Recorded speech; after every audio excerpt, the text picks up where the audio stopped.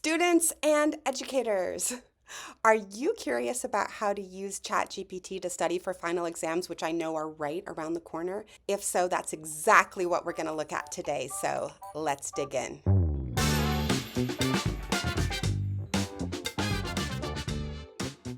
Okay, y'all, I am late to the party, the ChatGPT party. I don't know why it's taken me this long to dive into ChatGPT, but I literally started using it to help me with my writing about a week ago. And today it occurred to me, how can we use ChatGPT to study for final exams? Especially if we're studying last minute, but even if we're actually planning ahead for finals, how can we use it? And so today I'm going to play with some ideas, and you're going to watch me discovering in real time how it works and maybe walk away with a few good ideas of your own.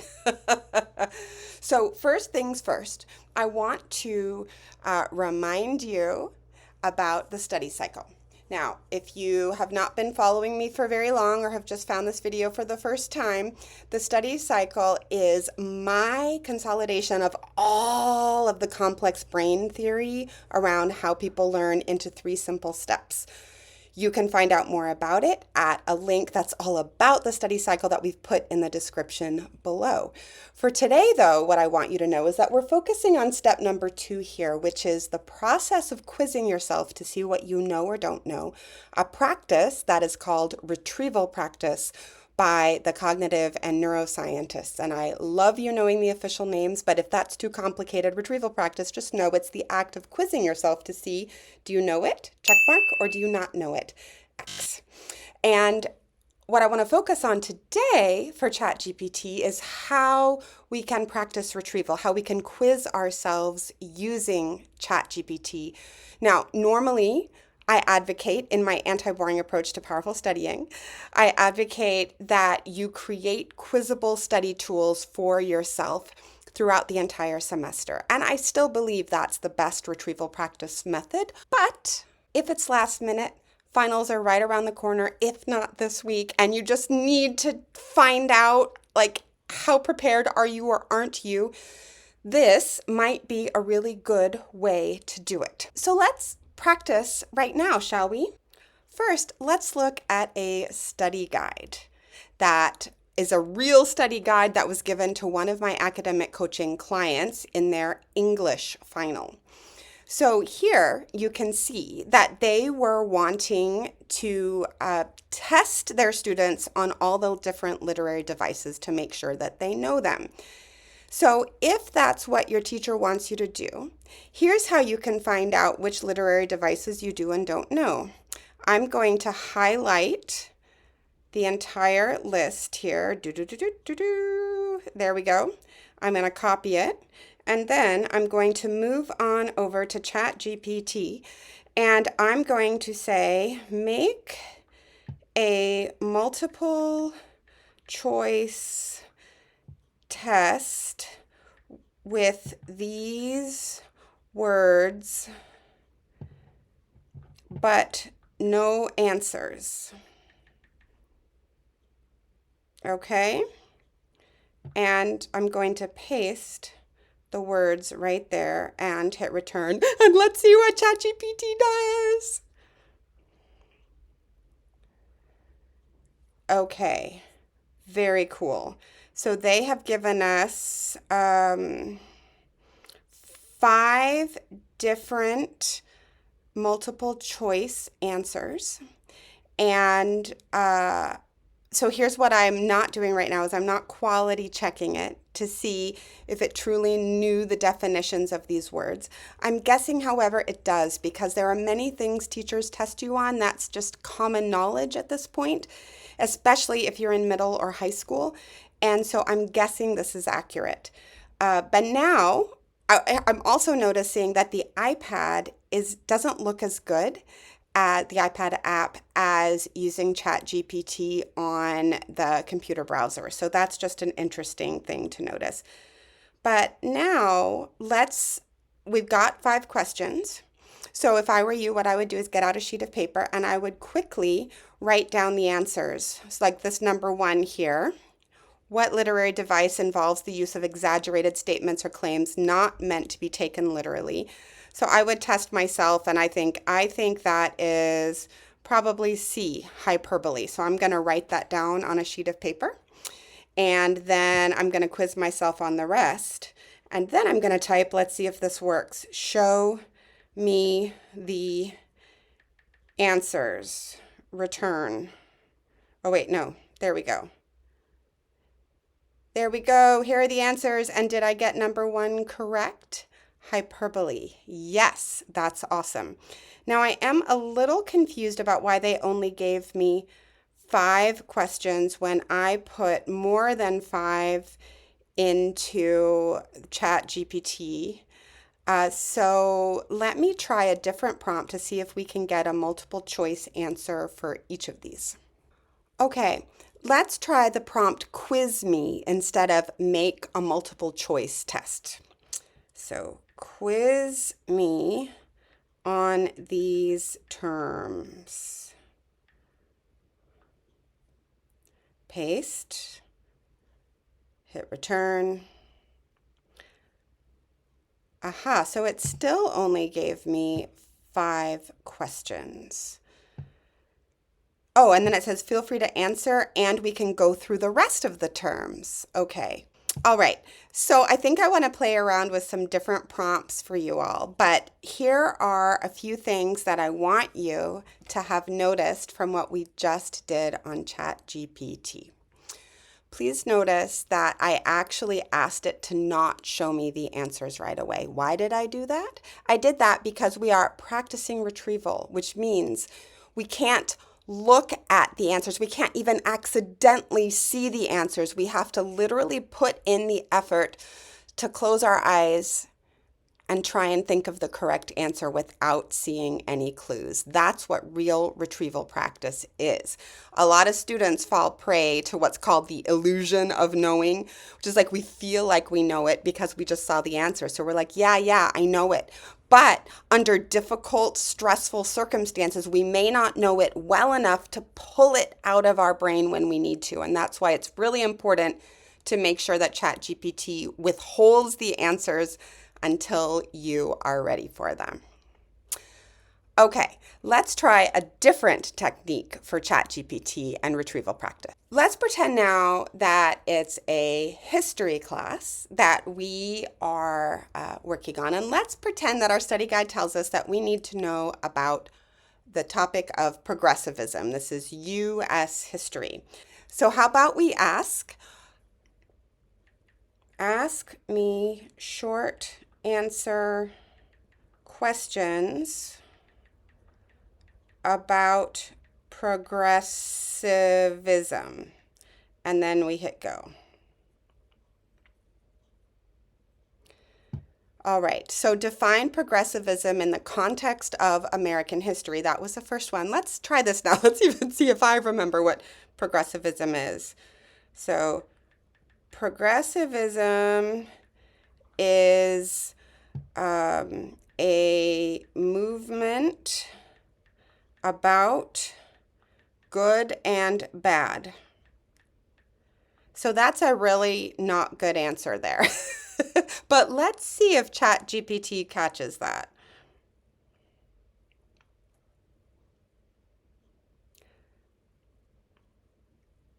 Oh, interesting. While progressivism does involve moral and ethical considerations, it's more accurately characterized as, and so it gives me some more detail about it. Now let's look at identify one key goal that progressives aimed to achieve during the progressive era. One goal they hoped to achieve was to end child labor. Let's see.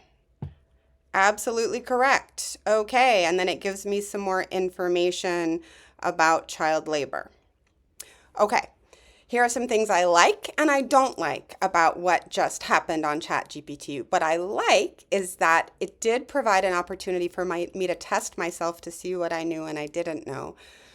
But when I gave it minimal ideas, it then did a lot of the effort for me by giving me a ton more detail. So, what you need to do as a student, if you're going to use ChatGPT for open retrieval practice like this, is you want to provide as much detail as you know. And don't be lazy like I was and just give a 1 or 2 word answer and then let ChatGPT do the rest. I think it's important for you to notice that ChatGPT is a partner with you, like you work together, right? It's not that ChatGPT does all the work, because if that happens, you're not actually learning. Learning requires effort in the brain. Retrieval practice requires some effort, but you can use ChatGPT to help you along the way. Okay, I want to review some of the prompts that we've just learned you can put into ChatGPT in a variety of ways. So you can tell it to ask me questions about. That's the number 1 here. You could say quiz me about, and then you can copy and paste terms. You can ask, is this correct? And then actually write a short paragraph into ChatGPT and see what it comes up with. And actually, let's try that one really quickly before we come back to the rest of that list. So, is this correct? Progressivism is a form of government from the 1950s that helped the poor and ended child labor. Okay, so there are some things in here that are accurate and some things that are not. But let's pretend that I really thought this was the answer. Now we're going to hit return and see if ChatGPT corrects me. Aha! There seems to be a slight confusion in your statement. Progressivism is not a form of government, but rather a political and social reform movement.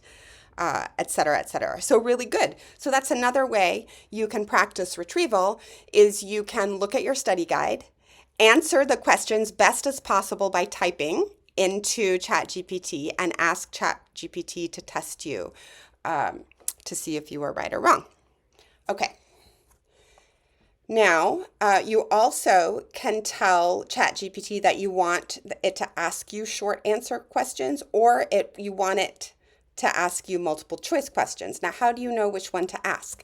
For that, you want to pay attention to the test. If you know your teacher is going to give you multiple choice questions, then you want to test yourself in the manner of the test. So ask ChatGPT to give you multiple choice. If you know you're going to have to answer short answer, then that's what you should put into the app. Okay, then the other thing a colleague of mine suggested is to name your grade level in whatever your prompt is. If you're an 8th grader studying U.S. history, you might need to know a different level of detail than if you're a junior in high school or if you're taking a college or graduate class.